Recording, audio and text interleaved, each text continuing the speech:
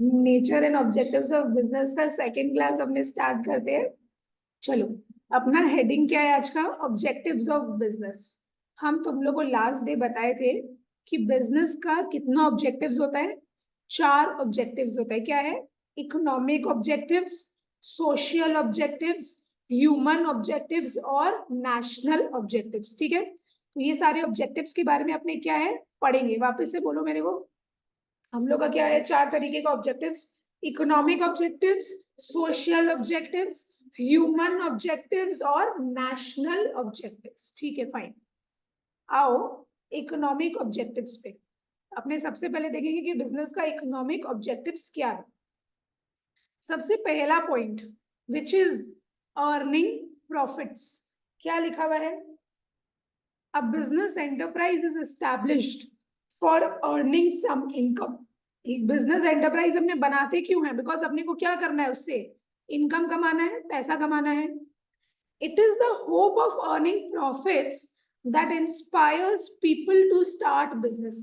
तो प्रॉफिट्स का ही सोच सोच के अपने क्या है, अपना बिजनेस अपने स्टार्ट करते हैं। तो अपना इंस्पिरेशन क्या है कि भाई मेरे को प्रॉफिट्स अर्न करना है, इसीलिए अपने क्या करते हैं? बिजनेस स्टार्ट कर देते हैं। Profit is essential for the survival of every business unit.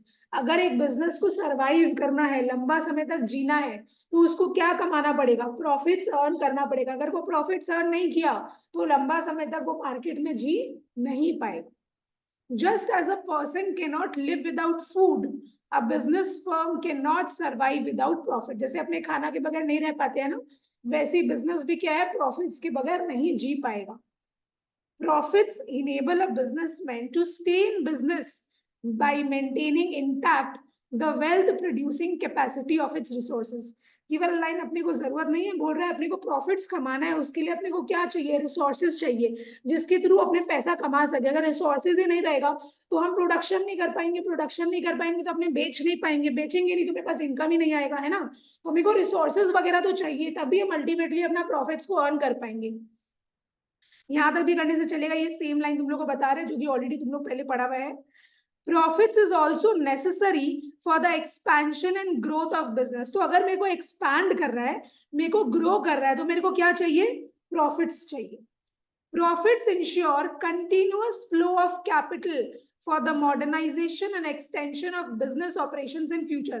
तो आज अगर मेरे को मेरा ऑर्गेनाइजेशन को थोड़ा मॉडर्नाइज करना है, मेरे को थोड़ा इंटीरियर वगैरह बनाना है और सुंदर बनाना है, या समझो मेरे को दूसरा ब्रांच लेना है, उसके लिए क्या होना चाहिए? मेरे पास रेगुलरली पैसा आना चाहिए। तो इसीलिए बोल रहा है कंटिन्यूस फ्लो ऑफ कैपिटल, मतलब मेरे पास पैसा आते रहना चाहिए। तभी अगर मेरे को कोई नया नया चीज अपने बिजनेस में करना है, बिजनेस एक्टिविटीज और परफॉर्म करना है, या फिर मेरे को एक्सटेंड करना है अपना बिजनेस, तो क्या चाहिए? मेरे को पैसा चाहिए। पैसा नहीं चाहिए तो हम कुछ भी नहीं कर पाएंगे आगे।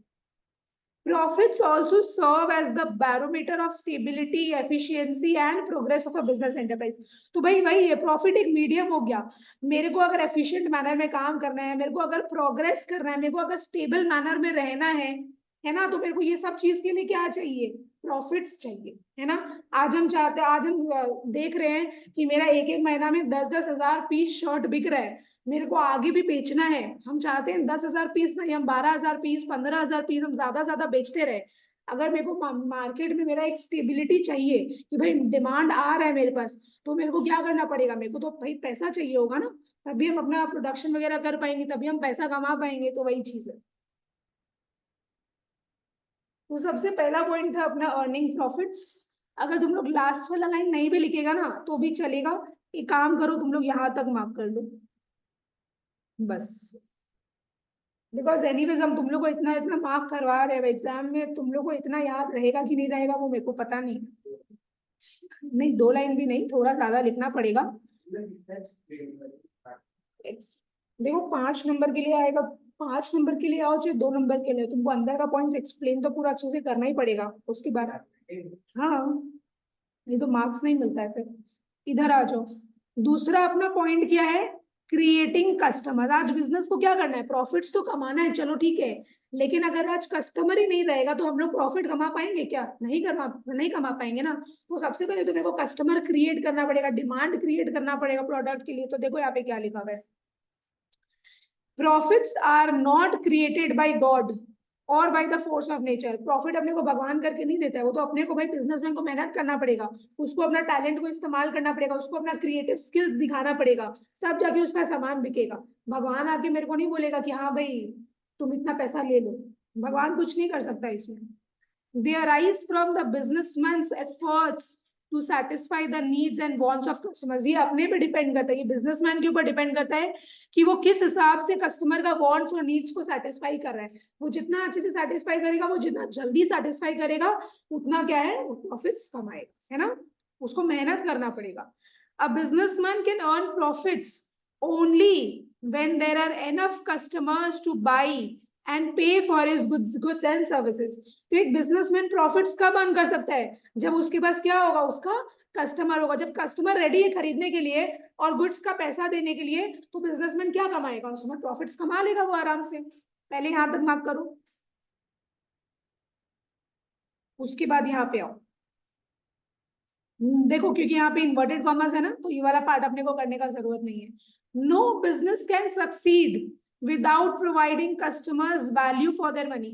आज समझो हम कोई एक बॉटल दे रहे हैं, कस्टमर्स लोग को लग रहा है कि ये बॉटल का 1000 रुपया दाम होना चाहिए, लेकिन हम ले रहे हैं 2000 रुपया। उन लोग क्या खरीदेगा, नहीं, बिकॉज उन लोग को वैल्यू ज्यादा लग रहा है। उन लोग को लग रहा है नहीं 2000 रुपया वर्थ नहीं है, 1000 रुपया होता तो चलो ठीक है हम लोग ले लेते, लेकिन 2000 रुपया इसका मेरे को वर्थ नहीं लग रहा है ना। तुम लोग को वर्थ समझ में आना चाहिए, तभी क्या है वो लोग मेरे को पैसा देगा, नहीं तो वो लोग मेरे को नहीं देगा। Business exists to satisfy the wants, tastes and preferences of customers। तो हर कस्टमर का क्या होता है, टेस्ट होता है, प्रेफरेंस होता है, उसके हिसाब से मेरे को क्या करना पड़ेगा, प्रोडक्शन करना पड़ेगा, उसी के हिसाब से मेरे को क्या करना पड़ेगा, गुड्स को बनाना पड़ेगा। तभी क्या है, अगर हम उन लोग का वांट सेटिस्फाई करेंगे तभी मेरे पास क्या आ जाएगा, पैसा आ जाएगा, मनी आ जाएगा। In order to earn profit, business must supply better quality goods and services at reasonable prices। तो प्रॉफिट्स को अर्न करने के लिए बिजनेस को क्या करना है, अच्छा क्वालिटी का गुड्स सप्लाई करना है और रीजनेबल रेट्स में इन लोग को देना है ना। आज अगर हम लोग ओवर प्राइस्ड, मैंने ओवर चार्ज अगर हम लोग करेंगे, ओवर प्राइस्ड रहेगा कोई गुड्स, तो वो लोग मेरा प्रोडक्ट को नहीं खरीदेगा। तो रीजनेबल प्राइसेस मेरे को सेट करना पड़ेगा, तभी जाके मेरा प्रोडक्ट बिकेगा। Therefore, creation and satisfaction of customers is an important economic objective of business। तो बिजनेस का एक मेन इंपॉर्टेंट इकोनॉमिक ऑब्जेक्टिव क्या हो गया, कि सबसे पहले तो अपने को कस्टमर को क्रिएट करना है, फिर उनको क्या करना है, उनका वांट्स को सेटिस्फाई करना है। पहले तो कस्टमर्स को लेके आओ, अट्रैक्ट करो, उसके बाद उसका नीड्स को पूरा करो। अगर वो आपसे सेटिस्फाइड रहेगा तो दोबारा वापस आप ही के पास आएगा और आप ही का सामान खरीदेगा, है ना। आज अगर हम लोग उनको सेटिस्फैक्शन प्रोवाइड नहीं करेंगे, तो एक बार अगर वो मेरा सामान लेके चला भी जाता है, वो दोबारा मेरे पास नहीं आए। चलो यहां तक मार्क किए। अपने कौन सा ऑब्जेक्टिव्स पढ़ रहे हैं, इकोनॉमिक ऑब्जेक्टिव्स अपने पढ़ रहे हैं। अपने कितना पॉइंट्स पढ़े अभी तक, 2 पॉइंट। पहला क्या था, अर्निंग प्रॉफिट्स, दूसरा क्रिएटिंग कस्टमर्स। ठीक है, अर्निंग प्रॉफिट्स, क्रिएटिंग कस्टमर। इसको ऐसे याद रखो, बिजनेस का मेन मोटिव क्या है, पैसा कमाना। लेकिन पैसा कैसे कमा पाएंगे, जब मेरे पास क्या होगा, कस्टमर्स होगा। तो क्रिएटिंग कस्टमर्स।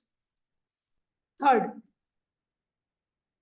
अच्छा बिजनेस को नया नया चीज ढूंढना पड़ेगा ना, नया नया टेक्नोलॉजी से नया नया अपना क्रिएटिव दिमाग लगा के अच्छा अच्छा प्रोडक्ट्स बनाना है ना, उसको इनोवेटिव होना है, उसको क्रिएटिव होना है। अगर भाई वो बोरिंग स्टाइल से अपना काम करता रहा, तो क्या वो लंबा समय तक कर पाएगा, कि अपना प्रोडक्ट बेच पाएगा लंबा समय तक। एक पॉइंट ऑफ टाइम तक तो बेच लेगा, लेकिन ज्यादा लंबा समय तक लॉन्ग टर्म में वो नहीं बेच पाएगा, लोग बोर हो जाएंगे। तो उसको क्या लाना है, अपने बिजनेस में चेंजेस लाना है। बिकॉज अपना इन्वायरमेंट क्या है, डायनेमिक है, इट कीप्स ऑन चेंजिंग, वो फिक्स नहीं रहता है ना, नया नया लोग आ जाता है, कभी भी डिमांड बदल जाता है, टेस्ट एंड प्रेफरेंस आदमी का बदल जाता है, फैशन बदल जाता है। तो उस हिसाब से बिजनेस को भी क्या करना पड़ेगा, फंक्शन करना पड़ेगा, right.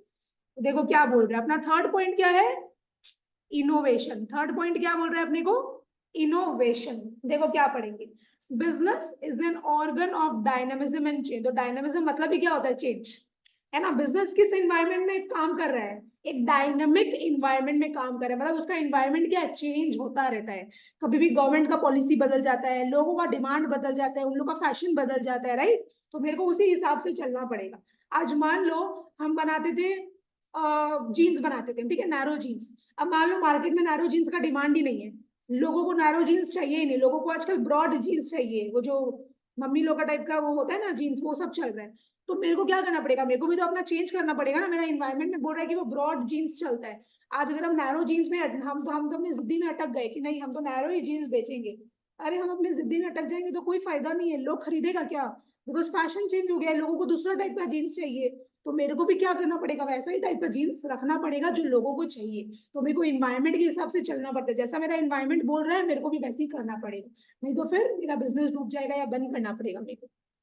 In these days of competition, और आजकल तो कंपटीशन भी इतना ज्यादा हो गया है ना, कॉम्पिटिटर के हिसाब से भी मेरे को चलना पड़ता है कि मेरा कॉम्पिटिटर क्या कर रहा है, उसका देखा देखी हम लोग करते हैं, राइट? नहीं तो वो आगे निकल जाएगा और अपने पीछे रह जाएंगे, तो ऐसा होने से तो चलेगा नहीं। तो in these days of competition, a business can be successful only when it creates new designs, better machines, improved techniques, new varieties, etc. तो क्या करना है, बिजनेस को क्या करना पड़ेगा, नया डिजाइन का प्रोडक्ट्स बनाना पड़ेगा, अलग अलग वेराइटीज का प्रोडक्ट्स बनाना पड़ेगा, अच्छा अच्छा मशीनरीज उसको बनाना है ना, उसको अपना टेक्निक को इम्प्रूव करना है, वो जिस टेक्निक से काम कर रहा है तो और बेहतरीन टेक्निक से उसको काम करना है, ताकि क्या है, लोग उसका प्रोडक्ट आसानी से खरीदे, है ना। उसको बेटर तरीके से काम करना है, चेंजेस लाते रहना है अपने काम में। Modern science and technology have created a great scope for innovation in the business world। तो आजकल साइंस एंड टेक्नोलॉजी तो देखो कितना, अब अगर हम तुम लोग को फोन का बात बताए तो पहले तो देखो कैसा फोन आता था, अब सामने भी कैमरा आने लग गया, पीछे 3 3 4 4 कैमरा आने लग गया। तो ये सब क्या है, साइंस एंड टेक्नोलॉजी के कारण आजकल दुनिया इतना ज्यादा बढ़ रहा है, राइट? तो वही है, तो साइंस एंड टेक्नोलॉजी अपने को बहुत स्कोप दे रहा है, अपने को वो स्कोप को यूज करना है, अच्छे से यूज करना है और अपना बिजनेस को बढ़ाना है। Innovation is not confined to invention of a new machine. अब इनोवेशन मतलब ये नहीं होता है कि सिर्फ नया मशीन बनाना। इनोवेशन एक बहुत ब्रॉड टर्म है, ये अच्छे से समझो। Innovation is not confined to the invention of a new machine. Innovation मतलब ये नहीं होता कि नया मशीन बनाओ। इसके अंदर क्या आ रहा है, देखो इनोवेशन एक बहुत बड़ा टर्म है, एक बहुत ब्रॉड टर्म है। इसके अंदर और क्या आ रहा है, it comprises all efforts made in perfecting the product, minimising the cost and maximising benefits to customers. तो इनोवेशन मतलब सिर्फ नया मशीन बनाना नहीं है, इनोवेशन के अंदर और क्या आ गया, आप अपने प्रोडक्ट्स को परफेक्ट करो, कॉस्ट को कम से कम करो, है ना, ज्यादा से ज्यादा बेनिफिट्स प्रोवाइड करो। मतलब आपको टोटल चीज में परफेक्ट होना है, आप जो भी चीज कर रहे हो अपने बिजनेस में आपको टोटल चीज में परफेक्ट होना है, उसको इनोवेशन बोलते हैं। हर चीज में चेंज लेके आओ, कोई एक चीज में चेंजेस नहीं लाना है आपको, तभी आप परफेक्ट खिलाड़ी माने जाओ। It involves improvements in management, management करने का तरीका को सुधारो, है ना। मैनेजर्स लोग क्या करते हैं, बिजनेस को मैनेज करता है ना, तो मैनेजमेंट का तरीका को सुधारो, अच्छा अच्छा एक्सपर्ट मैनेजर्स को लेके आओ, एक्सपीरियंस्ड मैनेजर्स लोग को लेके आओ, ताकि वो लोग और बुद्धि से काम कर सके। Production, selling, servicing, methods of personal and accounting. What do you mean bye personal? Personal मतलब क्या होता है तनिष्का, प्रीति? पर्सनल मतलब क्या होता है?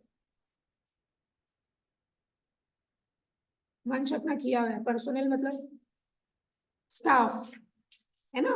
तो देखो स्टाफ लोग को हायर, वही एम्प्लॉय नहीं, एम्प्लॉय।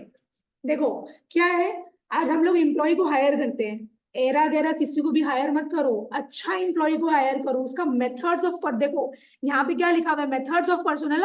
मतलब आप लोग क्या करो, सिलेक्शन करो, इसका टेस्ट वगैरह लो, अलग अलग तरीके का इंटरव्यूज लो, उसको जज करो, उसके बाद उसको लो। ये नहीं कि एक बार में ले लिए, बिकॉज अगर एरा गैरा किसी को भी ले लिए तो मेरा बिजनेस डुबा देगा, वो गलत तरीके से काम करेगा, मेरा बात नहीं सुनेगा, हो सकता है जिद्दी है, राइट। तो अच्छा से अच्छा एम्प्लॉय को क्या करना है, मेरे को लेना है, ठीक तरीके से प्रोडक्शन करना है, मेरे को अकाउंट्स अपना ठीक तरीके से संभालना है, मैनेजमेंट ठीक तरीके से करना है ना, सेलिंग ठीक तरीके से करना है, अच्छी अच्छी जगह एडवर्टीजमेंट्स करो, प्राइस अच्छे से सेट करो, फिर उन लोगों को सर्विसिंग भी दो। जैसे कि होता है ना कि अपने स्कूटी खरीदते हैं या वॉशिंग मशीन खरीदते हैं या फिर अपने एक्वागार्ड ये सब खरीदते हैं, तो अपने को 3 4 सर्विस फ्री मिलता है।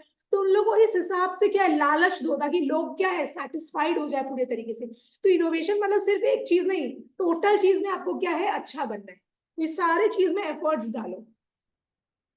समझ में आया? Business firms invest money, time and effort in research and development to introduce innovation. आज इन लोग कुछ भी चेंजेस अगर लेके आता है ना, तो बिजनेस भी क्या करते हैं ना, बहुत सारा रिसर्च वगैरह करता है, जगह जगह रिसर्च करता है, इंफॉर्मेशन वगैरह कलेक्ट करने का कोशिश करता है। तो उन लोग का बहुत टाइम भी जाता है उसमें, उन लोग का बहुत हिम्मत भी लगता है, उन लोग का पैसा वगैरह भी लगता है किसी से। इन लोग बड़ा बड़ा ऑर्गेनाइजेशन से क्या है, डॉक्यूमेंट्स वगैरह कलेक्ट करता है, वो जो पाई चार्ट होता है, डेटास वगैरह होता है, ग्राफ्स वगैरह होता है, वो सब लेता है ना, पूरा मैंने रिसर्च करता है अच्छे से। तो ये सब में उन लोग का बहुत ज्यादा हिम्मत जाता है, पैसा लगता है, टाइम लगता है, ताकि ये लोग क्या कर सके, चेंजेस ला सके अपने बिजनेस में, राइट। तो वही चीज है, यहाँ तक नोट कर लो।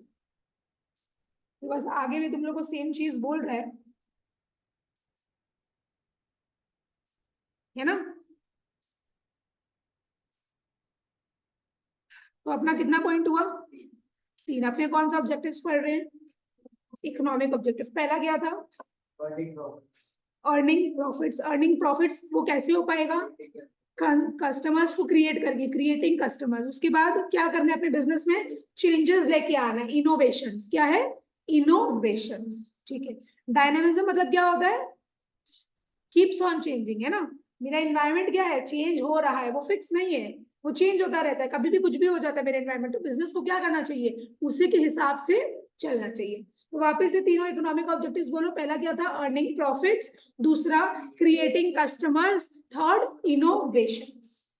इकोनॉमिक ऑब्जेक्टिव्स क्लियर हुआ। चलो आओ, अब हम लोग दूसरा वाला ऑब्जेक्टिव पढ़ेंगे, विच इज सोशल ऑब्जेक्टिव्स। क्या है, सोशल ऑब्जेक्टिव्स।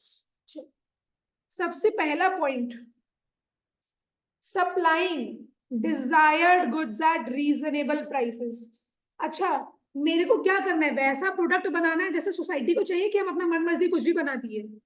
जैसा सोसाइटी को चाहिए, जैसा डिमांड है मार्केट में, जिस चीज का नीड है, वैसा ही प्रोडक्ट मेरे को बनाना पड़ेगा, है ना, तभी लोग खरीदेंगे।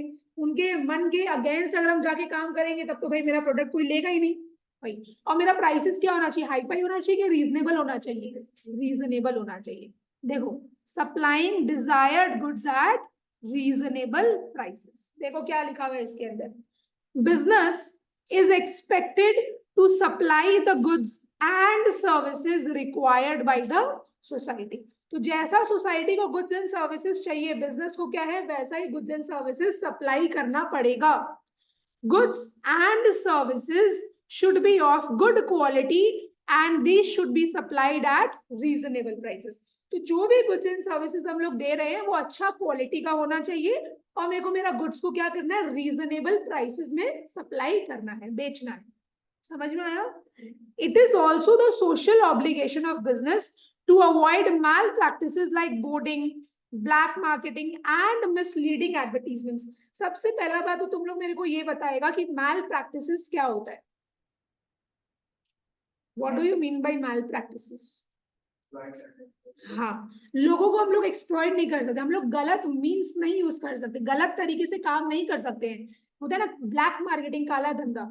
जैसे कि हम लोग क्या किए, हम लोग अपना स्टॉक को, जो भी हम लोग गुड्स बना रहे हैं, हम लोग उसको स्टॉक करके रख लिए, होल्ड करके रख लिए, कि भाई बाद में क्या करेंगे, जब डिमांड बढ़ जाएगा, ज्यादा मैंने ज्यादा प्राइस, डबल ट्रिपल में बेचेंगे, अपने डबल ट्रिपल प्राइसेस में बेचेंगे। क्या ये अलाउड है, नहीं, ये सब खराब चीज है, ये सब ऐसे नहीं करना चाहिए, है ना। हम लोग क्या कर रहे हैं, ऐसे लोगों को लूट रहे हैं, गलत तरीके से हम लोग अपना सामान बेच रहे हैं। This this is not allowed, ये लोगों के इंटरेस्ट के खिलाफ है, राइट। एंड मिस, तो बोर्डिंग बोलो चाहे ब्लैक मार्केटिंग बोलो, ये सब सेम ही है, कि स्टॉक करके रख लेना, उसके बाद डबल चार्जेस, ट्रिपल प्राइसेस में सेल करना।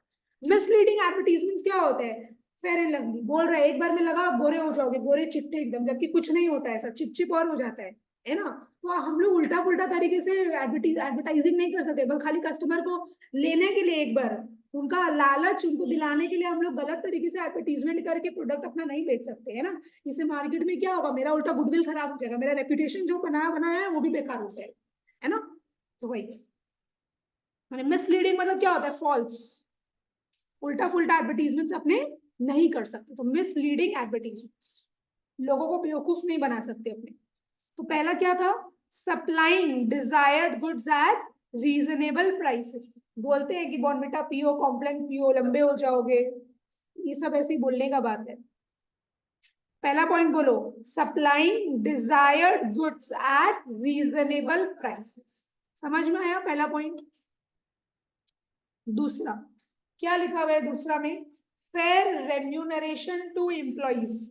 रेम्यूनरेशन मतलब क्या बोले थे हम, सैलरी या वेजेस, है ना। आज हम अपने एम्प्लॉय को बोल के रखे हैं कि तुमको महीना हम 10,000 रुपया देंगे, लेकिन जब पैसा देने का बारी आया हम उसको 5,000 दे रहे हैं। क्या ये सही है ना? जितना उससे बात हुआ उतना उसको देना चाहिए, है ना? वही सब चीजें देखिए क्या बोल रहे हैं इसमें अपने को। इसको अपने मार्क कर लेते हैं। Fair remuneration to employees. Employees must be given fair compensation for their work. वो लोग जितना काम किया है, वो लोग का काम का जितना पैसा बन रहा है उसके हिसाब से क्या है, मेरे को उनको पैसा देना चाहिए। In addition to wages and salary, a reasonable part of profits should be distributed among employees in recognition of their contributions। आज देखो, आज जो ऑफिस वगैरह में एम्प्लॉइज लोग इतना मेहनत करता है, दिन रात वो लोग 12-12 बजे तक भी, कब जब काम का जरूरत पड़ता है वो लोग मेरे पास रहता है ना? वो लोग कंपनी के लिए इतना ज्यादा कंट्रीब्यूट कर रहा है, इतना ज्यादा एफर्ट लगा रहा है, इतना ज्यादा अपना बुद्धि लगा रहा है, तो हमको उनको वेजेस और सैलरी देना है वो तो ठीक है, लेकिन हम लोग जो भी प्रॉफिट अर्न कर रहे हैं उसका भी एक पार्ट क्या है उनको दे देना चाहिए, ताकि उन लोगों को भी क्या लगा रहे, एक अच्छा लगे, उन लोग का भी कॉन्फिडेंस बूस्ट अप हो जाए कि हाँ भाई देखो ये भी हमारे ऊपर दया दिखा रहा है। तो इससे क्या होगा, वो लोग को अच्छा लगे कि देखो कंपनी हमारे बारे में इतना अच्छा सोच रही है, वो हम लोग को एक्स्ट्रा पैसा दे रही है, तो हम लोग को और जम के काम करना है और मन लगा के काम कर रहे हैं, है ना? और इससे क्या है, उन लोग रिटेन रहेंगे, वो लोग हमारे पास रहेंगे, they will not leave us, right? Such sharing of profits will help to increase the motivation and efficiency of employees। तो इससे क्या होगा, वो लोग मोटिवेटेड रहेंगे, वो लोग और एफिशिएंटली, वो लोग और प्रोडक्टिवली काम कर पाएंगे, है ना? It is the obligation of business to provide healthy and safe work environment for employees। अच्छा, मेरे को अपने एम्प्लॉइज को ऐसा जगह में डाल देना चाहिए, यहाँ पे लाइट लटक रहा है, पंखा लटक रहा है, इधर से बिजली का तार निकला हुआ है कि इधर उधर गया और करंट लग गया और खत्म। ऐसा इन्वायरमेंट देना चाहिए कि एक अच्छा इन्वायरमेंट देना चाहिए, एक अच्छा इन्वायरमेंट देना चाहिए। एक अच्छा जगह उनको काम करने के लिए देंगे तो इससे क्या है, उन लोगों को भी काम करने में मजा आएगा, राइट? टूटा फूटा जगह में किसको काम करने में मजा आता है? वही लिखा हुआ है, it is the obligation of business to provide healthy and safe work environment for employees. वो लोग जहाँ काम कर रहे हैं वो जगह सेफ होना चाहिए। Good working conditions are beneficial to the organisation. अगर मेरा उन लोग का वर्किंग कंडीशंस अच्छा होगा तो ये ऑर्गेनाइजेशन के लिए ही बेनिफिशियल है। क्यों? Because these helps to improve the productivity of employees and thereby the profits of business। तो अगर क्या बोल रहे हैं यहाँ पे, अगर एक अच्छा वर्किंग कंडीशन रहेगा तो इससे बिजनेस को ही फायदा मिलेगा। क्यों? वो लोग का मन लगेगा काम करने में, वो लोग और प्रोडक्टिवली काम कर पाएंगे, है ना? अगर उन लोग मेहनत लगा के अपना जान लगा के काम करेगा तो इससे प्रॉफिट किसको होगा? बिजनेस को ही होगा, कंपनी को ही होगा, तो अल्टीमेटली फायदा मेरे को ही है। Employees work day and night to ensure smooth functioning of the business। Employees लोग क्या करता है, दिन रात काम करता है, वो लोग मेहनत करता है कंपनी के लिए, ताकि मेरा कंपनी क्या है, आराम से ऑपरेट कर सके, आराम से फंक्शन कर सके। It is therefore the duty of employers. तो ये एम्प्लॉयर का ड्यूटी है to provide hygienic working and living conditions for employees. तो हम लोग को क्या करना है, हमको safe and comfortable hygienic working environment provide करना है ना?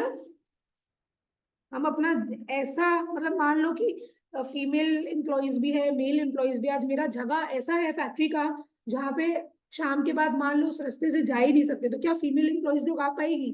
नहीं आ पाएगी ना। तो आपका इन्वायरमेंट जो है, आपका जो वर्किंग कंडीशन है, वर्क स्पेस है, वो अच्छा होना चाहिए, अच्छे जगह पे होना चाहिए, इंटीरियर भी उसका थोड़ा अच्छा होना चाहिए, ताकि लोगों को आराम लगे, लोग आराम से काम कर पाए, उन लोगों को प्रॉब्लम ना हो।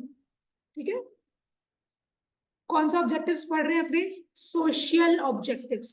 कितना पॉइंट्स पढ़े अभी तक? 2 पॉइंट। पहला क्या था? Supplying desired goods at reasonable prices. दूसरा, fair remuneration to employees. Third में आओ, क्या लिखा हुआ है देखो, employment generation. Employment generation, what do you mean by employment? काम देना, है ना? ठीक है, बिकॉज इंडिया में तुम लोगों को पता है कि अनएम्प्लॉयमेंट का बहुत सीरियस प्रॉब्लम है, लोगों के पास काम नहीं है। इसलिए गवर्नमेंट क्या चाहता है कि ज्यादा से ज्यादा बिजनेस खुले, ताकि लोगों को क्या मिलेगा? काम मिलेगा, है ना? आज उन लोगों को अगर काम मिलेगा तो उन लोगों को पैसा मिलेगा, उसके बदले उन लोग भी अपना फैमिलीज रन कर पाएंगे, और अल्टीमेटली उन लोग भी सामान खरीद पाएंगे। तो इससे क्या होगा, उन लोग उस बिजनेस का सामान खरीदेंगे, तो जिसका सामान वो लोग खरीद रहे हैं उसको भी तो प्रॉफिट हो रहा है ना। तो देखो, एक जन के काम मिलने पे बहुत जन का फायदा होता है ना। डायरेक्ट बेनिफिट्स, इनडायरेक्ट बेनिफिट्स होता है। तो एम्प्लॉयमेंट जनरेशन में अपने क्या पढ़ेंगे, ध्यान दो। Business should provide opportunities for gainful employment to the members of society. तो बिजनेस को क्या करना है, एम्प्लॉयमेंट का अपॉर्चुनिटीज प्रोवाइड करना है ना, लोगों को काम पे बुलाना है। आज तुम लोगों को पता है KFC जो है ना, हम एक KFC में गए थे, पार्क स्ट्रीट में था वो, तो वहां पे जो स्टाफ लोग रहता है, जो लोग मैंने पिज्जा वगैरह सर्व करता है ये सब, तो वहां पे एक ऐसा स्टाफ था जो कि बोल भी नहीं सकता है, सुन भी नहीं सकता है। तो देखो ऐसा लोग कोई बड़ा बड़ा कंपनीज में तो काम नहीं कर सकता, क्योंकि उन लोग को ये नेचुरल प्रॉब्लम है ना। तो उन लोग कहाँ जाएगा फिर, उन लोग क्या पूरा जिंदगी बैठा रहेगा। तो उन लोगों के लाइक काम जो होता है वो कंपनीज को, बिजनेसेस को देना चाहिए। तो वो KFC में क्या कर रहा है, वो मैंने सर्व वगैरह का काम, वेटर वगैरह का काम कर रहा है। तो जो भी उसको काम मिला ना, उसको पैसा तो मिल रहा है, उसके बदले वो अपना फैमिली तो चला पा रहा है। तो इसीलिए बोला जा रहा है बिजनेस को क्या करना चाहिए, अपॉर्चुनिटीज प्रोवाइड करना चाहिए लोगों को एम्प्लॉयमेंट का, right. In a country like India unemployment has become a serious problem. तो अपने इंडिया में क्या है, अनएम्प्लॉयमेंट का बहुत बड़ा प्रॉब्लम, लोग आधे से ज्यादा लोगों के पास तो काम ही नहीं है यहाँ पे। And the government is unable to offer jobs to all. Government कितना को काम देगा बताओ, है ना। गवर्नमेंट सबका ठेका थोड़ी ना लेके बैठा है, गवर्नमेंट कितना को काम देगा। Therefore, provision of adequate and full employment opportunities is a significant service to society। तो क्या होना चाहिए, ऐसा होना है, फुल एम्प्लॉयमेंट का मतलब क्या होता है, हर लोगों की सोसाइटी में जितने लोग हैं सबके पास क्या है, काम होना चाहिए, है ना। तो बिजनेसेस को एम्प्लॉयमेंट अपॉर्चुनिटीज ऑफर करते रहना चाहिए, ताकि जितने भी लोग हैं सब के पास काम हो, सब कुछ ना कुछ कमा रहे हो। If unemployment problem increases, the socio-economic environment cannot be congenial for the growth of business activities।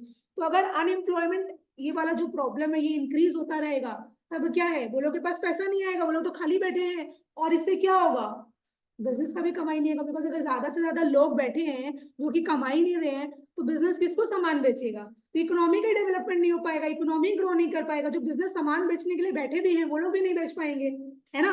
Because आधा से ज्यादा लोग तो क्या है, बिना पैसा वाले हैं, बिना काम वाले हैं, तो वो लोग सामान खरीदेंगे नहीं, है ना। तो इससे बिजनेस का ही ग्रोथ नहीं हो पाएगा। तो बिजनेस को क्या करना चाहिए, एम्प्लॉयमेंट अपॉर्चुनिटीज ऑफर करते रहना चाहिए।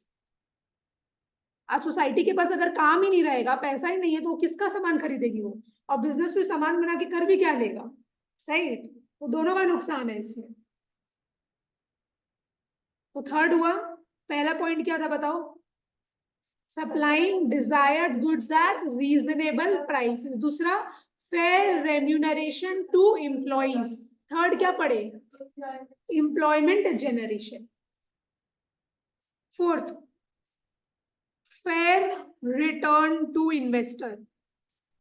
फेयर रिटर्न टू इन्वेस्टर में क्या बोल रहा है, what do you mean by investor. Investor कौन होता है, जो मेरे कंपनी में इन्वेस्ट करता है ना।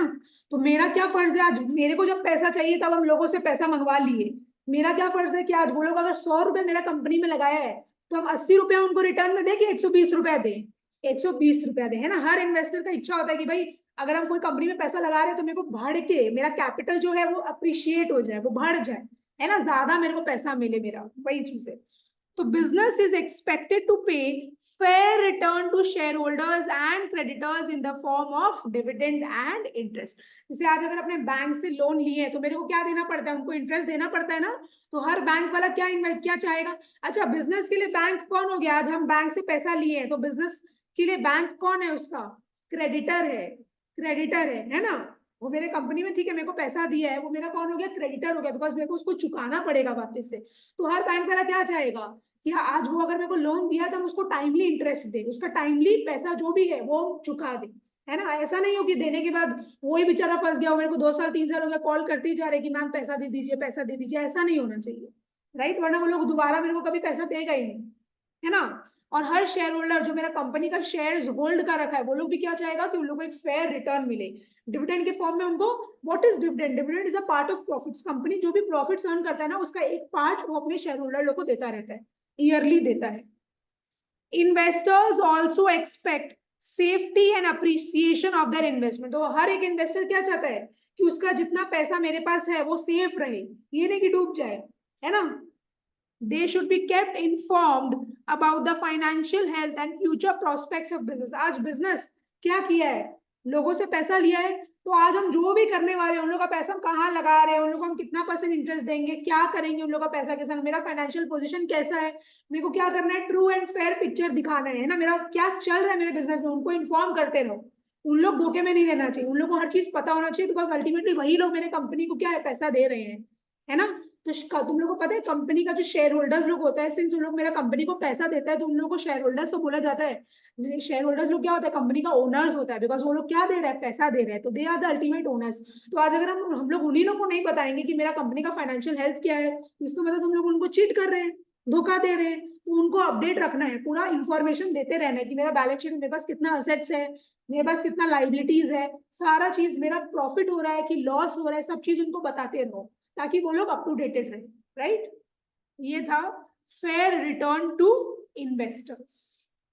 दोनों पॉइंट बताओ क्या है ये, एम्प्लॉयमेंट जनरेशन, दूसरा fair return to investors.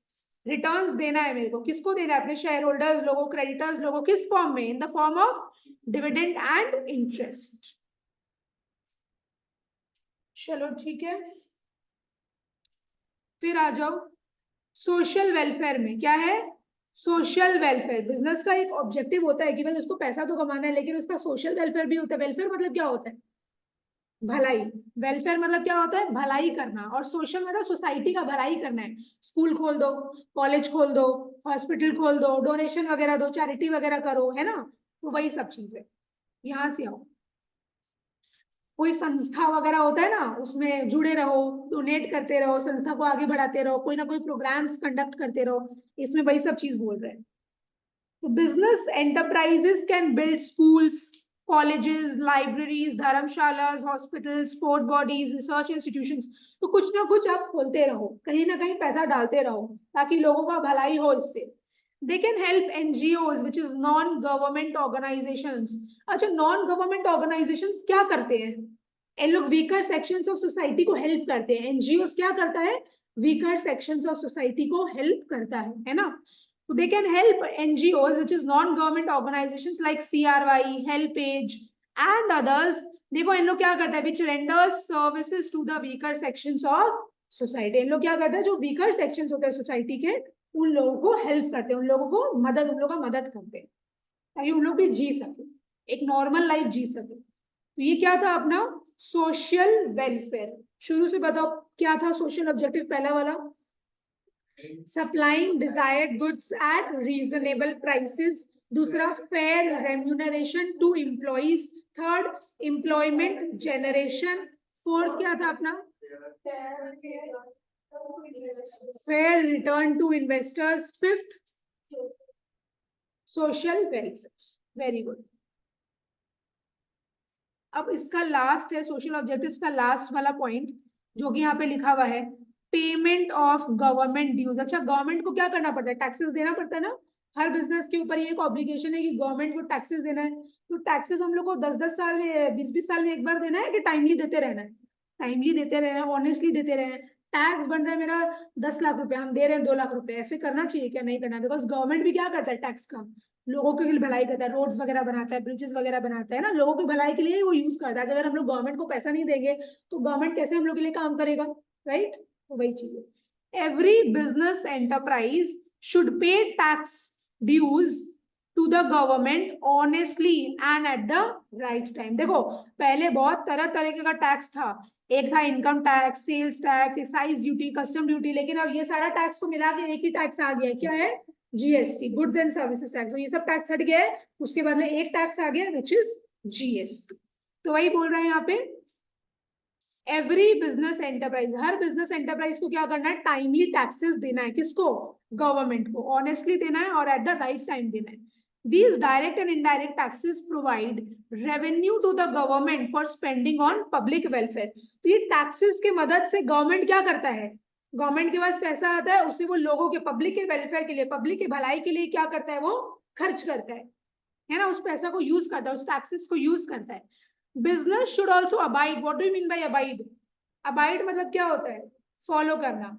Business should also abide faithfully by the laws of the country, country का जो भी लॉज है, रूल्स एंड रेगुलेशंस है, वो हर एक बिजनेस एंटरप्राइज को क्या करना पड़ेगा, अबाइड करना पड़ेगा, मतलब फॉलो करना पड़ेगा।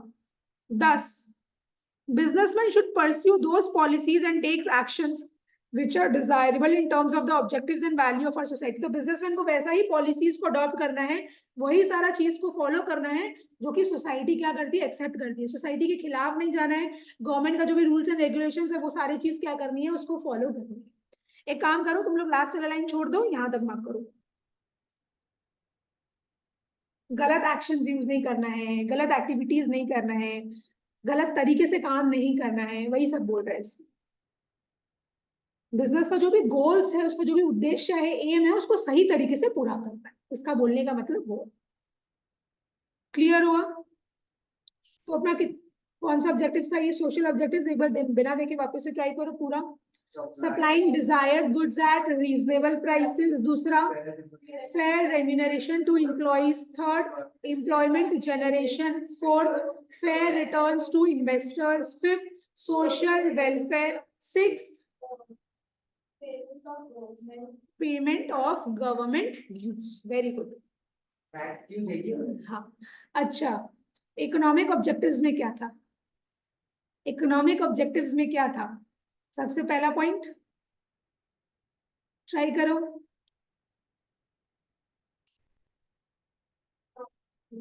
नहीं, देखो, अर्निंग प्रॉफिट्स. देखो, इकोनॉमिक वर्ड का मतलब ही क्या होता है? पैसा. तो इकोनॉमिक ऑब्जेक्टिव्स का पहला पॉइंट ही क्या है? Earning profits. प्रॉफिट्स कैसे अर्न हो पाएगा? Creating customers. और बिजनेस में क्या लाना है? चेंजेस लाना है, विच इज इनोवेशन. ठीक है, अपना दो ऑब्जेक्टिव्स क्लियर हो गया. 4 ऑब्जेक्टिव था, उसमें से 2 ऑब्जेक्टिव अपना हो गया. थर्ड ऑब्जेक्टिव अपने स्टार्ट करते हैं. चलो, विच इज ह्यूमन ऑब्जेक्टिव्स. कौन सा ऑब्जेक्टिव? Human objectives. ह्यूमन में, बिजनेस में ह्यूमन बेसिकली कौन हो गया? लेबर लोग का बात होगा यहाँ पे, कि लेबर लोग को अपने को ठीक से रखना है. अगर उन लोग कुछ अच्छा कर रहे हैं तो उनका अच्छा किया हुआ को पहचानो, उनको रिकॉग्निशन दो, उनको शाबाशी दो, अप्रिशिएट करो, ताकि उन लोग भी मोटिवेटेड रहे, है ना. उन लोगों के संग गलत मत करो. उन लोगों को भी क्या, उन लोगों को ये मत बोलो कि भाई तुम मेरा स्टाफ है, तुम कुछ नहीं है. उन लोगों को चुप मत करवाओ. उन लोगों को भी बोलने का मौका दो, उन लोगों को अपॉर्चुनिटीज दो, ताकि उन लोगों का करियर भी ग्रो कर सके. उन लोगों को प्रमोशन दो. समझ में आया? तो ये सारी चीजों के बारे में अपने ह्यूमन ऑब्जेक्टिव्स के अंदर पढ़ेंगे. सबसे पहला देखो क्या बोल रहे हैं, लेबर वेलफेयर. आज एक बिजनेस को क्या करना चाहिए? मैंने अपने लेबर का भलाई चाहना चाहिए कि उसको एकदम गलत तरीके से ट्रीट करना चाहिए ना. उन लोगों का भलाई अपने को देखना है, बिकॉज उन लोग ही अल्टीमेटली अपने लिए काम करे. तो अगर आज अपने उनके बारे में नहीं सोचेंगे, उनके बारे में नहीं करेंगे, तो फिर हम गलत है ना. Business must recognize the dignity of labor and human factor which should be given due recognition. तो मेरे को क्या करना है? डिग्निटी ऑफ लेबर मतलब मेरे को उनको रिस्पेक्ट करना है, और अगर मेरे को उनको उनका काम को रिकॉग्नाइज करना है. उनका भी अपना एक आइडेंटिटी है, उनका भी एक अपना पर्सनालिटी है ना. आज उन लोग भी अच्छे फैमिली, नॉर्मल फैमिली से बिलोंग करते हैं, राइट. उन लोग जैसे भी बिलोंग करें, मेरे को क्या करना है?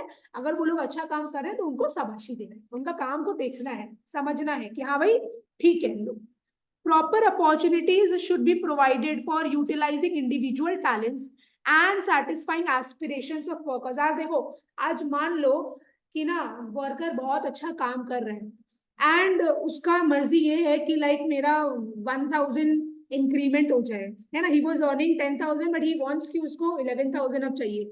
अब सिंस वो बहुत ज्यादा हार्डवर्क कर रहा है, तो उसका एस्पिरेशन है. What do mean by aspirations? Desires. उनका डिजायर ये है कि उनका 1000 क्या है, बढ़ना चाहिए. तो मेरे को क्या है? उनका एस्पिरेशंस को पूरा करना है. वो मेरे को ये नहीं बोला कि आप मेरा 10,000 12,000 15,000 बढ़ा दो. ही जस्ट आस्क्ड कि आप मेरा 1000 इंक्रीमेंट कर दो, है ना, बढ़ा दो. तो मेरे को उनका एस्पिरेशन, उनका जो डिजायर्स है, उनको समझना है. अगर हम लोग आज उनके बारे में नहीं सोचेंगे तो फिर उनके बारे में कौन सोचेगा, है ना. अल्टीमेटली उन लोग यहाँ पे एफर्ट्स दे रहे हैं, टाइम दे रहे हैं, काम कर रहे हैं मेरे लिए. वही बोल रहा है. समझ गया? सैटिस्फाइंग एस्पिरेशंस ऑफ वर्कर्स मतलब समझ गए कि उनका जो भी डिजायर्स है, इच्छा है, उनको पूरा करना है. What do you mean by this line? की proper opportunities should be provided for utilising individual talents. आज देखो, मान लो हम लोग कोई भी आदमी को रखा है, मान लो बटन लगाने वाला आदमी को हम लोग रखे, ठीक है ना, कि वो बटनिंग करेगा, शर्ट में बटन वगैरह लगाएगा. आज हम लोग उनको वो काम नहीं दे रहे. हम लोग उनको बोल दिए जाओ तुम घर घर जा के सामान बेचो. क्या उसका टैलेंट उस चीज में है? नहीं ना. घर घर जा के सामान बेचने में तो उसका टैलेंट है नहीं. उसका टैलेंट क्या चीज का है? बटन लगाने में, है ना. तो जिसके पास जो स्पेशलाइजेशन है, जिसके पास जो टैलेंट है, उसका वो टैलेंट को यूज करो. उनको कोई उल्टा पुल्टा काम में मत लगा दो. अगर उल्टा पुल्टा काम में लगा दोगे, इसका मतलब क्या है? हम लोग उनका टैलेंट को यूज नहीं कर पा रहे हैं, है ना. वही चीज है, वो लोग जिस चीज में स्पेशलाइज्ड है, उन लोग का जिस चीज में एक्सपर्टीज है, आप वैसा अपॉर्चुनिटी उनको दो, उनको कुछ उल्टा पुल्टा अपने हिसाब से काम मत दो, वो लोग कर ही नहीं पाएंगे। समझ में आया? Adequate provisions should be made for their health, safety and social security. आज जैसे तुम लोग सुना होगा, बहुत सारा कंपनीज में जब आदमी लोग जॉब छोड़ देता है, एक रिटायरमेंट के बाद उनको पेंशन दिया जाता है हर साल, है ना, ताकि उन लोगों का क्या है, बुढ़ापा कटता रहे। तो this is only social security, इसी को सोशल सिक्योरिटी बोलते हैं, है ना।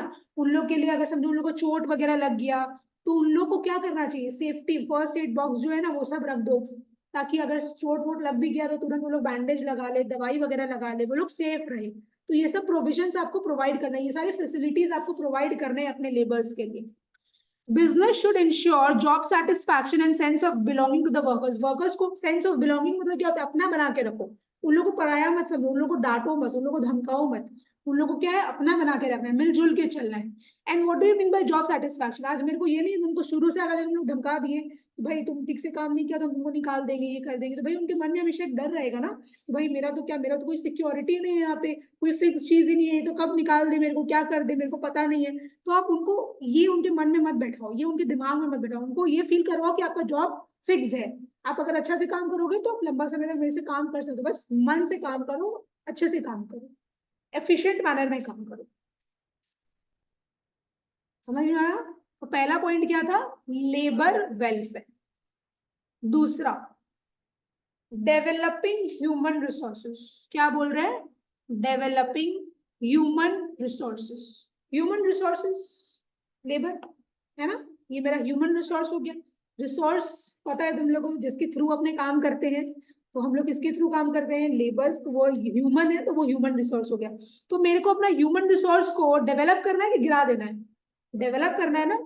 आज जो भी कोई नया मशीन आ रहा है, कोई भी नया टेक्नोलॉजी अगर आ रहा है, तो आप उनको ये मत बोलो अरे नहीं नहीं ये नया मशीन है, तुम हट जाओ, तुम बेकार कर देगा, तुम खराब कर देगा, नहीं, उनको सिखाओ इसको किस तरीके से यूज करना है, ताकि वो लोग भी क्या है, अपडेटेड रहे, उन लोगों को भी पता रहना चाहिए कि आजकल क्या हो रहा है क्या नहीं हो रहा है।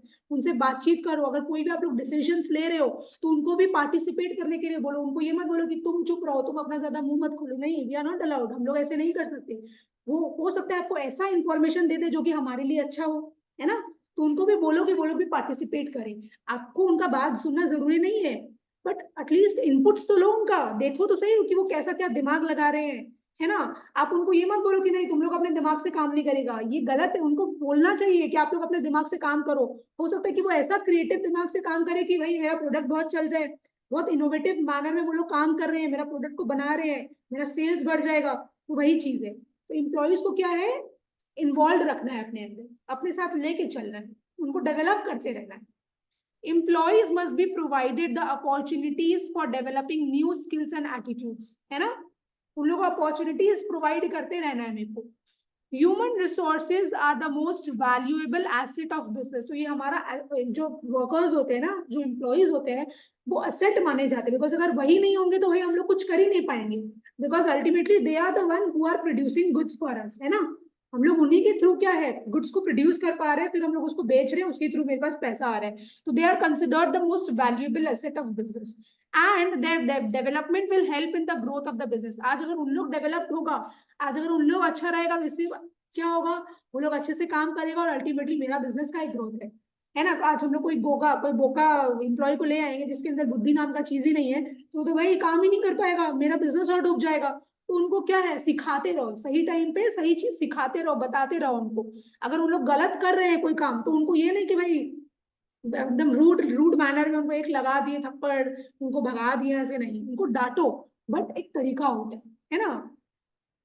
Business can facilitate self-development of workers by encouraging creativity and innovation among them. तो मेरे को क्या करना है, अगर आज हम चाहते हैं कि मेरा वर्कर्स डेवलप करे, तो मेरे को इनको इनकरेज करना है कि हाँ आप अपना क्रिएटिव मैनर में काम करो, आप अलग अलग अपना बुद्धि लगाओ, हम लोग को कोई प्रॉब्लम नहीं है, हम लोग देखें तो सही कि आप कैसा काम कर रहे हो। उनको पहले अगर अपने बोल देंगे कि नहीं, फर्स्ट डे बोल देंगे तुम अपना दिमाग कभी मत लगाना, जैसा हम बोलेंगे वैसा करना, तब तो अपना बुद्धि लगाएगा ही नहीं। वो तो मेरे पे डिपेंड हो जाएगा कि मेरा बॉस मेरे को जैसे बोलेगा हम तो वैसे ही काम करेंगे, क्योंकि हम अगर अपना बुद्धि लगाएंगे तो मेरे को निकाल देगा। तो ये डर उनके मन में नहीं बैठाना है। समझ में आया, यहाँ तक मार्क करूं।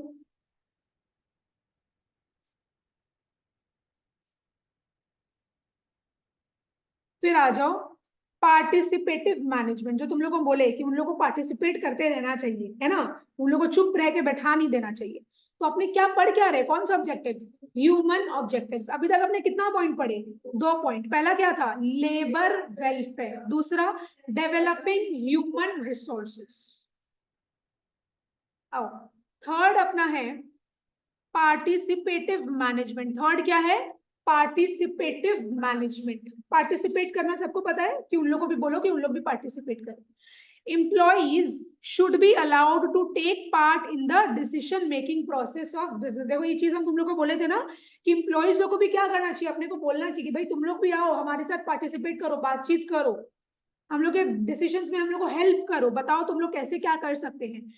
इससे क्या होगा, this will help in the development of employees. इससे क्या होगा, उन्हीं लोग का बुद्धि खुलेगा, उन्हीं लोग क्या है ठीक तरीके से सोच विचार कर पाएगा, उन लोग का डेवलपमेंट होगा। Such participation will also provide valuable information to management for improving the quality of decision। तो इससे अगर वो लोग बातचीत हमारे से कर रहे तो उन लोग देखो, आज अपने को बाहर का नॉलेज हो नहीं हो, लेकिन एम्प्लॉइज लोग को पूरा नॉलेज होता है कि बाहर क्या चल रहा है। तो इससे क्या पता, उन लोग के साथ बातचीत करने से मेरे को ऐसा इन्फॉर्मेशन पता चल गया जो कि मेरे लिए बहुत ज्यादा वैल्यूएबल है ना। तो इसलिए उन लोग को भी इन्वॉल्व रखना चाहिए। यहाँ तक मार्क करो। 3 पॉइंट मार्क किया, बताओ पहला पॉइंट क्या था, लेबर वेलफेयर, दूसरा developing human resources, third participative management, fourth labour management cooperation. अच्छा, एम्प्लॉयर एम्प्लॉय के बीच में कोऑपरेटिव मैनर में काम करना है, हेल्दी रिलेशनशिप होना चाहिए कि एकदम झगड़ा होते रहे, एम्प्लॉय एम्प्लॉयर का सर फोड़ दिया, एम्प्लॉयर एम्प्लॉय का सर फोड़ दिया, नहीं ना, ऐसा तो नहीं। अगर उन लोगों के बीच में अच्छा रिलेशनशिप ही नहीं रहेगा तब तो भाई कुछ काम ही नहीं होगा, है ना। तो वही है, business should strive for creating and maintaining cordial employer-employee relations so as to ensure peace and progress in industry। तो आज अगर दोनों के बीच में क्या एक अच्छा हेल्दी रिलेशनशिप रहता है तो इससे क्या मेरा ऑर्गेनाइजेशन ग्रो कर पाएगा, राइट। सब शांति से रहेगा तो सब आगे बढ़ पाएंगे। Employees should be treated as honorable individuals and should be kept informed। आपके मन में जो भी चीज है आप उसको बताते रहो, अपने मन के अंदर रखोगे। अगर उन लोगों को कुछ बताओगे नहीं, कुछ इन्फॉर्मेशन ही नहीं दोगे तो उन लोगों को पता कैसे चलेगा, है ना। और उन लोग भी क्या है, एक इंसान ही है, तो आपको क्या है उन लोगों के साथ काइंड मैनर में काम करना है, अच्छे से काम करना है ना। अल्टीमेटली उन लोग भी इंसान है तो अच्छे से ट्रीटमेंट करना है मेरे को। क्लियर हुआ, ह्यूमन ऑब्जेक्टिव्स चारों बोलो। पहला क्या था, लेबर वेलफेयर, दूसरा developing human resources, third participative management, fourth labour management cooperation. तो दोनों एम्प्लॉयर एम्प्लॉय के बीच में क्या होना चाहिए, हेल्दी रिलेशनशिप होना चाहिए, कॉर्डियल रिलेशनशिप होना चाहिए। फिर क्या है देखो, नेशनल ऑब्जेक्टिव्स। क्या है, national objectives.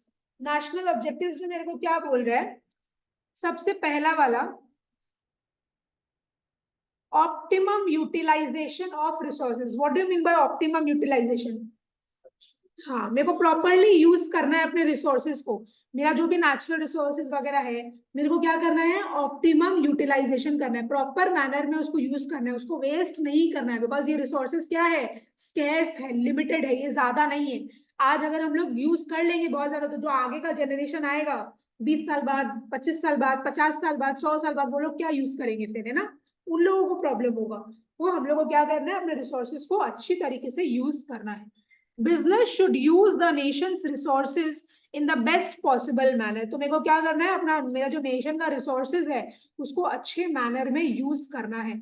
Judicious allocation and optimum utilization of scarce resources is essential for rapid and balanced growth of the country। देखो तुम लोग को इसका मतलब तो समझ में आ गया होगा, optimum utilisation of scarce resources. मेरा रिसोर्सेज क्या है, स्कैर्स है, स्कैर्स मतलब लिमिटेड है, उसका क्या करना है, ऑप्टिमम यूटिलाइजेशन करना है, अच्छे मैनर में उसको यूज करना है, प्रॉपर यूटिलाइजेशन करना है। लेकिन what do you mean bye judicious allocation, allocation मतलब होता है बांटना, एलोकेशन मतलब क्या होता है, बांटना। जुडिशियस एलोकेशन मतलब क्या, देखो आज मेरा रिसोर्सेज है मेरे को उससे सिर्फ लग्जरी आइटम्स नहीं बनाना है, बिकॉज अगर लग्जरी आइटम्स बनाए तो वो कौन खरीद पाएगा? अमीर आदमी खरीद पाएगा। तो आप भाई रिसोर्सेज को इस तरीके से बनाओ, उस तरीके से यूज करो कि गरीब भी उसको यूज कर सके। नहीं तो इससे क्या है, अमीर अमीर होता जाएगा, गरीब गरीब होते जाएंगे, है ना? तो आपको क्या है, बैलेंस्ड मैनर में अपने इकोनॉमी को चलाना है, बैलेंस्ड ग्रोथ करना है कि भाई उन लोग का मैंने जो रिच पीपल है उन लोग का भी ग्रोथ होता रहे और जो पुअर पीपल है उन लोग भी आराम से जी सके। तो आप दोनों के लिए प्रोडक्ट्स बनाओ, इस तरीके से रिसोर्सेज को यूज करो कि अमीरों के लिए भी आप प्रोडक्ट्स बना सको, गरीबों के लिए भी आप प्रोडक्ट्स बना सको। इस तरीके से उसको बांटना है। डिफरेंस कुछ नहीं है, बस जुडिशियस एलोकेशन मतलब तुमको यहाँ पे बोल रहा है कि रिसोर्सेज को ठीक तरीके से बांटो। इक्वल नहीं, गरीब के लिए जैसा प्रोडक्ट्स बनाना है वैसा प्रोडक्ट्स बनाओ उस रिसोर्सेज के थ्रू, और अमीरों के लिए जैसा प्रोडक्ट्स चाहिए वो रिसोर्सेज को यूज करते हैं वैसा प्रोडक्ट भी बनाओ। मतलब आप रिसोर्सेज को यूज कर रहे हो लेकिन सिर्फ लग्जरी आइटम्स नहीं बनाना है, पुअर पीपल को जो गुड्स चाहिए वो सब भी आप बनाओ, उस तरीके से आपको रिसोर्सेज को यूज करना है। Business should produce goods in accordance with the national priorities and interest. तो नेशन को जो गुड्स चाहिए, नेशन का जो इंटरेस्ट है, सोसाइटी का जो इंटरेस्ट है, आपको वैसा गुड्स प्रोड्यूस करना है ना? It should minimise the wastage of scarce natural resource. तो हमारा जो नेचुरल रिसोर्स जो स्केर्स लिमिटेड है उसको क्या है, कम से कम यूज करना है और हम लोग को वेस्टेज नहीं करना है। क्लियर हुआ? पहला पॉइंट क्या था? Optimum utilisation of resources. दूसरा, नेशनल सेल्फ रिलायंस। अच्छा, आज तुम लोग मेरे को एक चीज बताएगा, अपने को इंपोर्ट करना चाहिए कि एक्सपोर्ट भी करना चाहिए? दोनों करना चाहिए। अगर सिर्फ इंपोर्ट करते रहे मतलब अपने तो बाहर वाले के ऊपर डिपेंडेंट है। तो गवर्नमेंट क्या चाहता है कि अगर अपने एक्सपोर्ट करेंगे तो इससे क्या होगा, बैलेंस्ड मैनर में रहेगा, हम लोग भी इंडिपेंडेंट रहेंगे, राइट? क्योंकि हम लोग भी अपना सामान क्या है बाहर भेजेंगे तो बाहर का रुपया भी अपने पास आएगा, है ना? तो वही चीज है। It is the duty of business to help the government in increasing exports, exports लिखा हुआ है, increasing exports and reducing dependence on import। तो खाली import के ऊपर डिपेंडेंट नहीं रहना है, आपको एक्सपोर्ट भी करना है, कि गवर्नमेंट चाहता है कि आप लोग ज्यादा से ज्यादा सामान बाहर भेजो, है ना? ताकि वहां का रुपया भी क्या है हमारे पास आ सके। This will help country to achieve economic independence. तो अगर अपने एक्सपोर्ट और इंपोर्ट दोनों करते रहे तो इससे क्या होगा, अपने इकोनॉमिकली इंडिपेंडेंट रहेंगे, है ना? अपने डिपेंडेंट नहीं रहेंगे, इकोनॉमिकली इंडिपेंडेंट रहेंगे, राइट? ठीक है। This requires development of new technology. तो नया नया टेक्नोलॉजी बनाओ, नया नया मशीन्स बनाओ जो बाहर वाले नहीं बना सकते हैं। तो बाहर वाले को अगर लगेगा कि हाँ भाई ये मशीन तो हम लोग बहुत अच्छा बना रहे हैं, तो उन लोगों को क्या है, वो मशीन्स का डिमांड क्रिएट हो जाएगा फॉरेन में, हम लोग को भेजना पड़ेगा वो, फिर है ना बाहर का, फिर पैसा वगैरह आ पाएगा। तो इस तरीके से अगर मेरे को बाहर सामान भेजना है तो मेरे को प्रोडक्ट भी तो वैसा बनाना पड़ेगा ना, इनोवेटिव मैनर में अपना प्रोडक्ट्स बनाना पड़ेगा। तो वही लिखा है, this requires development of new technology and its application in industry. तो जो प्रोडक्ट अपने बना रहे हैं उसको भी अपने इंडस्ट्री में यूज करो, है ना? ताकि हम लोग को समझ में आएगा कि हाँ इसका बेनिफिट क्या है, राइट? National self Reliance. चलो थर्ड पॉइंट में आओ, क्या लिख रहे हैं थर्ड पॉइंट में? Development of small scale industries, development of small scale industries. Small scale industries पता है क्या करता है, बिग स्केल में जो लार्ज स्केल इंडस्ट्रीज होती है उन लोगों को हेल्प करता है। जैसे कि मान लो कोई कार का इंडस्ट्री है, वो लार्ज स्केल इंडस्ट्री हो गया, ठीक है ना? वो क्या करता है, टायर किसी और से ले रहे हैं, मान लो उसको जैसा टायर चाहिए, वो स्मॉल स्केल यूनिट को बोल दिया कि भाई देखो मेरे को ऐसा ऐसा टायर चाहिए, तो स्मॉल स्केल यूनिट वाला लोग क्या करता है, उन लोगों को वैसा ही टायर कस्टमाइज करके देता है। तो वही चीज है, क्या बोल रहा है देखो, big business firms are expected to encourage growth of small scale industries. तो बिग बिजनेस फर्म्स को क्या करना चाहिए, स्मॉल स्केल इंडस्ट्रीज को हेल्प करना चाहिए, इनकरेज करना चाहिए कि भाई आप लोग भी ग्रो करो, which are necessary for generating employment, है ना? अगर आज स्मॉल स्केल इंडस्ट्रीज बहुत सारा खुलता रहा तो वहां पे भी तो लोग चाहिए होगा ना काम करने के लिए, तो इससे लोगों को क्या मिलेगा, पैसा मिलेगा, यहाँ पे एम्प्लॉयमेंट जनरेट हो रहा है। Large scale industries, big scale industries को क्या करना चाहिए, स्मॉल स्केल इंडस्ट्रीज को इनकरेज करना चाहिए कि भाई आप लोग भी उस हिसाब से काम करो। क्लियर हुआ? Small scale firms can be developed as ancillaries which provides input to large scale industries। तो large scale industries को कौन help करता है, small scale industries। तो ancillaries मतलब क्या हो गया, secondary unit। ancillaries मतलब क्या हो गया, सेकेंडरी यूनिट। तो लार्ज स्केल इंडस्ट्रीज का सेकेंडरी यूनिट कौन हो गया? Small scale industries. जैसे मान लो कि एप्पल है, एप्पल या सैमसंग जो भी स्क्रीन बनाता है ना, एप्पल तो एक लार्ज स्केल इंडस्ट्री हो गया। मान लो जो स्क्रीन उसको चाहिए, वो एक छोटा यूनिट को बोल दिया कि भाई मेरे को देखो ऐसा स्क्रीन चाहिए, तो आप मेरे को वो बना के दो। तो स्मॉल स्केल इंडस्ट्रीज क्या करता है, उनको वैसा ही प्रोडक्ट बना के देता है।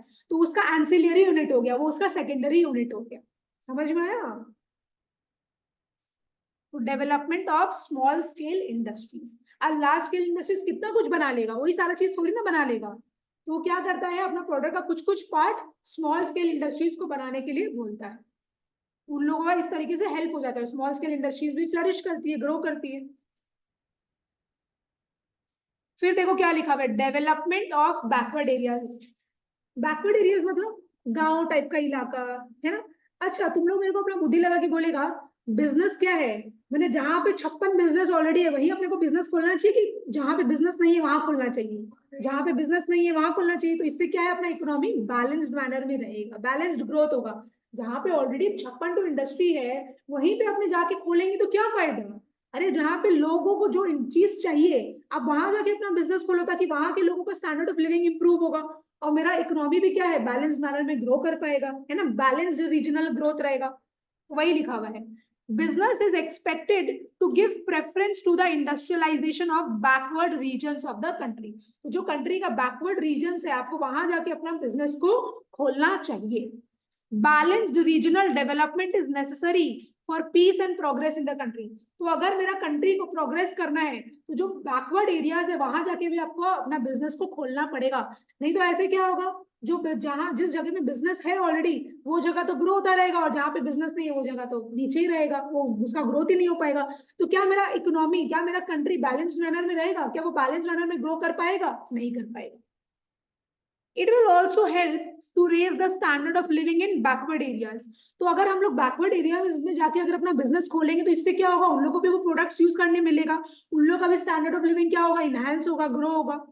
Government offers special incentives to the businessmen who set up factories in notified backward areas. What do you mean by notified backward areas? Government कुछ ऐसा जगह अपॉइंट कर रखा है, नोटिफाई कर रखा है कि ये जगह में अगर तुम लोग जाके अपना बिजनेस खोलते हो, तो हम तुम लोगों को क्या है, बेनिफिट्स प्रोवाइड करेंगे, इंसेंटिव्स प्रोवाइड करेंगे। मान लो उनके लिए टैक्स रेट कम कर दिया, है ना, उनके ऊपर ज्यादा रोक टोक नहीं किया कि भाई तुम लोग जैसा अपना बिजनेस चला रहे चलाओ, ज्यादा डॉक्यूमेंट्स वगैरह नहीं मांगेगा, ज्यादा पोक नहीं करेगा, उन लोग को शांति से जीने देगा। तो वही चीज, तो बैकवर्ड एरियाज में बिजनेस खोलने का थोड़ा फायदा होता है, गवर्नमेंट क्या करता है, उन लोगों को हेल्प करता है। इससे वहां के लोगों को अभी क्या होता है, ग्रोथ होता है, स्टैंडर्ड ऑफ लिविंग बढ़ता है। हर जगह बिजनेस होना चाहिए, ताकि हर लोगों को क्या है, फायदा मिले। Control over pollution. अच्छा, पोल्यूशन अपने को कम करना चाहिए कि ज्यादा करना चाहिए? कम करना चाहिए, है ना। ताकि अगर हम लोग ज्यादा पोल्यूशन करेंगे, तो भाई लोगों का जो हेल्थ वगैरह है वो ही खराब हो जाएगा, राइट। वही है rapid industrialisation. What do you mean by rapid industrialisation? आजकल जो इंडस्ट्रीज इतनी बढ़ रही है, इतनी ग्रो कर रही है ना, एक इंडस्ट्री से दो इंडस्ट्री, दो इंडस्ट्री से चार इंडस्ट्री, नया नया खुलता जा रहा है, तो बहुत क्विकली बढ़ रहा है, सब ग्रो कर रहा है। रैपिड, अपने बोला रैपिड फायर वो खेलते हैं ना, वही चीज है। Rapid industrialisation has resulted in air, water and noise pollution. तो एयर पोल्यूशन भी हो रहा है स्मोक वगैरह थ्रू, वाटर पोल्यूशन भी हो रहा है, सारा चीज जाके अपने फेंक देते हैं पानी में, नॉइज पोल्यूशन तो हो ही रहा है, right. Business is responsible for reducing the adverse effect of business on the quality of life. What do you mean by adverse effect? Adverse मतलब क्या होता है, नेगेटिव। एडवर्स मतलब होता है नेगेटिव, और फेवरेबल मतलब क्या होता है, पॉजिटिव। एक होता है फेवरेबल, एक होता है अनफेवरेबल। अनफेवरेबल का दूसरा नाम होता है एडवर्स इफेक्ट, मतलब नेगेटिव इफेक्ट्स। तो बिजनेस को क्या करना चाहिए, ये एडवर्स इफेक्ट्स को, नेगेटिव इफेक्ट्स को रिड्यूस करना चाहिए, है ना, लोगों का क्वालिटी, लाइफ की क्वालिटी को इंक्रीज करना चाहिए, अच्छा करना चाहिए। It must make proper arrangements for the disposal of smoke. अगर आपको स्मोक बाहर निकालना है, एमिट करना है, मैंने डिस्पोज करना है, तो भाई प्रॉपर तरीके से क्या है, बड़ा बड़ा जो चिमनी वगैरह लगाते हैं ना, कि भाई वो ऊपर ही चला जाए। अगर आप स्मोक को ऐसे ही निकाल दोगे, तो आसपास के लोग बेचारे मर जाएंगे, है ना। तो ठीक तरीके से आपको क्या करना है, प्रॉपर अरेंजमेंट्स करना है, ताकि जो भी आप लोग का वेस्ट है, स्मोक है, वो ठीक तरीके से बाहर जा सके। क्या बोल रहा है, it must make proper arrangements for the disposal of smoke, effluents waste. What do you mean by effluents? Effluents क्या होता है, लिक्विड वेस्ट। डंप वगैरह करके उसका ठीक तरीके से ट्रीटमेंट करके उसको हटाना, ये नहीं कि बस बहा दिए, सामने दिख रहा है तो उसको पानी में जाके बहा दिए, नहीं। तो इससे क्या बोल रहा है, it must make proper arrangements for the disposal of smoke, effluents, waste etcetera to protect the health and life of people, animals and birds. उससे क्या है, अगर हम लोग ठीक तरीके से ट्रीटमेंट करेंगे वेस्टेज वगैरह का, तो इससे क्या है, लोगों का, एनिमल्स का, बर्ड्स का, सबका लाइफ और हेल्थ ठीक रहेगा, है ना।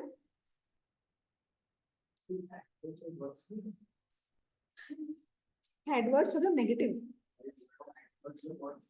बोल सकता है, एनिमल्स, बर्ड्स, इंसेक्ट्स, कुछ भी बोलो, लिख दिया है यहाँ पे बस। तो अपने कौन सा ऑब्जेक्टिव्स पढ़े, नेशनल ऑब्जेक्टिव्स अपने पढ़े। पहला क्या था, optimum utilisation of resources. Second क्या है, national self reliance. Third, development of small scale industries. फिर डेवलपमेंट ऑफ बैकवर्ड एरियाज। और फिफ्थ, कंट्रोल ओवर पोल्यूशन।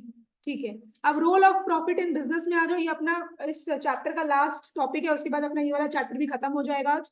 सबसे पहला क्या लिखा हुआ है, इंसेंटिव। देखो, profit is the driving force behind every business. आज हर एक आदमी बिजनेस क्यों करता है, किस लालच में, प्रॉफिट। तो प्रॉफिट उनको ड्राइव करता है कि भाई हाँ चलो बिजनेस करते हैं, प्रॉफिट आएगा। It inspires people to start an enterprise and to work hard for making it successful. आज हम लोग क्या चाहते हैं, ये लोगों को इंस्पायर करता है कि भाई अपना एंटरप्राइज खोलो, हार्ड वर्क करो, तभी क्या है, आपको प्रॉफिट्स मिलेगा। Profits is the reward for undertaking the risk of business. आज हम लोग इतना रिस्क लेते हैं, तो मेरा उसका रिवॉर्ड क्या है, प्रॉफिट। प्रॉफिट के लिए क्या है, आज अपने इतना रिस्क लेते हैं, तो प्रॉफिट क्या हो गया, बेसिकली ये बिजनेस का एक ड्राइविंग फोर्स हो गया, ये उसका इंसेंटिव हो गया। लोग प्रॉफिट्स के लिए ही काम करते हैं।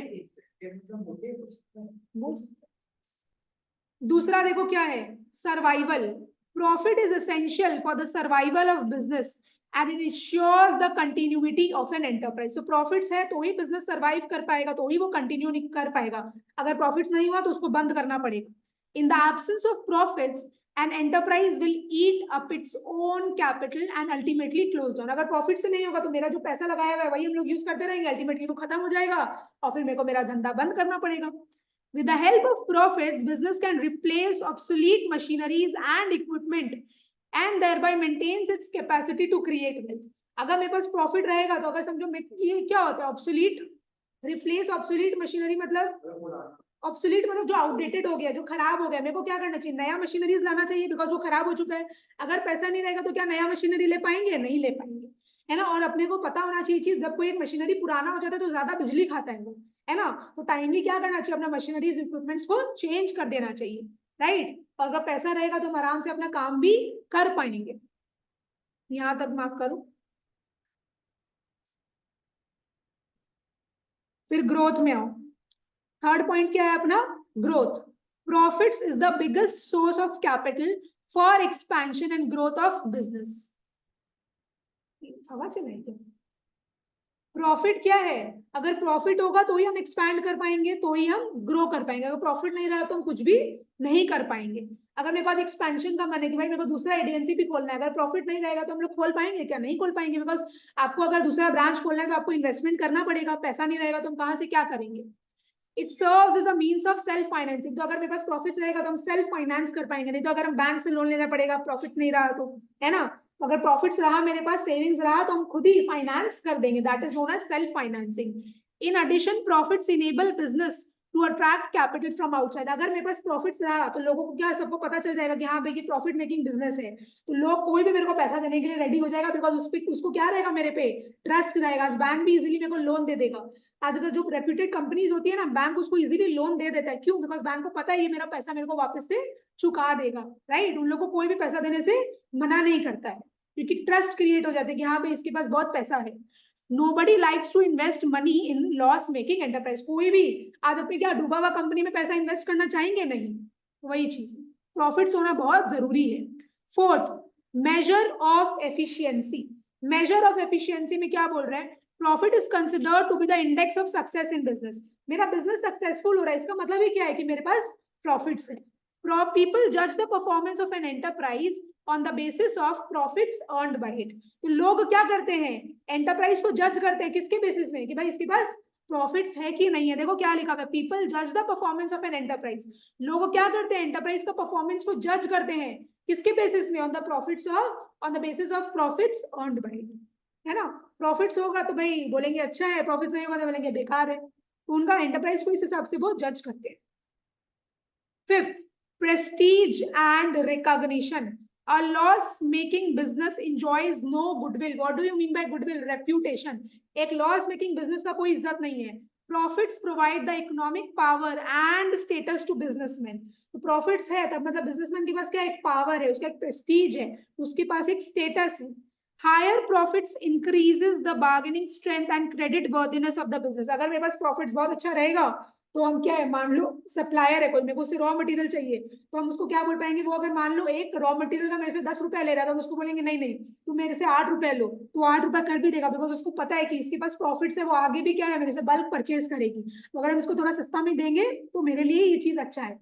तो अगर मेरे पास लॉस, अगर हम लॉस मेकिंग कंपनी है तो कोई मेरे को पहला बात तो रॉ मटेरियल नहीं देगा, वो बार्गेनिंग तो बहुत दूर का बात है। लेकिन अगर मेरे पास हम प्रॉफिट मेकिंग कंपनी है तो हम क्या बार्गेन भी कर सकते हैं कि भाई नहीं मेरे को थोड़ा सस्ता में दे दो, देखो हम तो तुम्हारे से इतना सारा खरीद रहे हैं, हम आगे भी खरीदते रहेंगे तुमसे ही, वो सब चीजें। और क्रेडिट वर्थिनेस क्या होता है, बैंक भी मेरे को आराम से लोन दे देगा, है ना, बैंक भी क्या है मेरे को आराम से क्रेडिट दे देगा। तो हम नहीं, ऐसा देखो आज रेपुटेशन कैसे बनता है, क्योंकि तुम्हारे पास प्रॉफिट्स है, क्योंकि तुम पैसा कमा रहे हैं, रेपुटेशन ऐसे तो नहीं बनेगा। तो फिर आज लॉस मेकिंग कंपनी है, उसका रेपुटेशन होता है क्या, नहीं होता है ना, रेपुटेशन उन्हीं का होता है जो प्रॉफिट्स कमा रहे हैं। Moreover, only a profit-making business can provide service to society. तो profit-making business क्या करता है, लोगों को सर्विस प्रोवाइड करता है, अलग अलग तरीके का सर्विस, बोले ना स्कूल्स खोल देता है, कॉलेज खोल देता है, डोनेशन वगैरह कर देता है, एनजीओज में पैसा वगैरह डाल देता है, तो वही चीज है, ये सब कौन कर सकता है, प्रॉफिट मेकिंग कंपनीज ही कर सकती है। आज जिसके पास पैसा नहीं होगा वो कौन डोनेट करेगा, वो तो डोनेट कर ही नहीं पाएगा, उसके पास खुद के पास पैसा नहीं है अपना बिजनेस को चलाने के लिए। तो प्रॉफिट्स है तो सब कुछ है, नहीं तो कुछ नहीं है। तो आपने क्या पढ़े यहाँ पे, role of profit in business, की मैंने प्रॉफिट्स का क्या रोल है अपने बिजनेस में, क्या महत्व रखता है वो, किस लिए वो इंपॉर्टेंट है। पहला क्या था, इंसेंटिव, पहला क्या है इंसेंटिव, दूसरा सर्वाइवल, तीसरा ग्रोथ, वापस से बोलो, इंसेंटिव, सर्वाइवल, ग्रोथ, फिर मेजर ऑफ एफिशिएंसी, फिर प्रेस्टीज एंड रिकॉग्निशन। वापस से बोलो, पहला वाला क्या था, role of profit in business का इंसेंटिव, फिर सर्वाइवल, फिर ग्रोथ, फिर मेजर ऑफ एफिशिएंसी, फिर प्रेस्टीज एंड रिकॉग्निशन। लेकिन जो लिखा हुआ पॉइंट वो तो नाम तो वही लिखना पड़ेगा, ये वाला टॉपिक तुम लोग स्कोप में नहीं है, तो अपना ये वाला चैप्टर भी क्या है, खत्म हो गया। ठीक है, रिकॉर्डिंग एंड कर रहे हैं हम।